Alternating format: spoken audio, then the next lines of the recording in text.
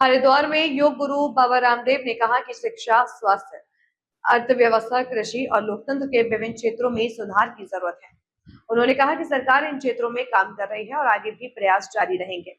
रामदेव ने बच्चों को प्रदर्शनों में शामिल करने पर भी चिंता जताई। जरूर कहूंगा, सुधार यद्यपि शिक्षा तंत्र, चिकित्सा तंत्र, अर्थतंत्र, कृषि तंत्र, लोकतंत्र के विविध घटकों में सुधार की आवश्यकता है और उसके लिए भी देश की सरकार भी काम कर रही है, आगे भी काम होते रहेंगे। लेकिन कुछ लोगों को ऐसा लगता है कि देश में कुछ अच्छा काम हो ही नहीं रहा, इसलिए छोटे छोटे बच्चों को भी 5, 7, 10 साल के बच्चों को आगे कर रहे हैं। थाना घेर लो, एसपी को घेर लो, डीएम को घेर लो, सड़कों के ऊपर खड़े हो जाओ। नाबालिग बच्चों को, छोटे बच्चों को आंदोलनों में धकेलना चाहिए।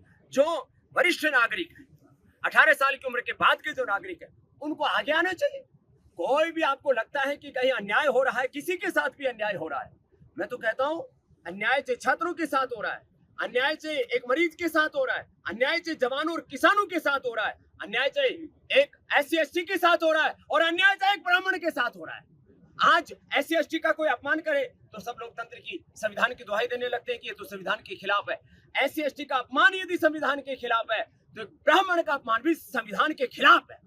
कुछ लोग ब्राह्मणों को गाली देने में लगे कि देश में तो लोकतंत्र चल ही नहीं रहा, ब्राह्मण तंत्र चल रहा, बढ़िया तंत्र चल रहा है। ऐसी बातें बोलना भी ये संविधान और देश के लोकतंत्र के खिलाफ है और ऐसा नहीं होना चाहिए। न तो SC/ST को गाली दो, न क्षत्रिय को, न वैश्य को, न शूद्र को, न ब्राह्मण को और न सन्यासी को। सन्यासी को गाली देना आजकल एक नया फैशन हो गया।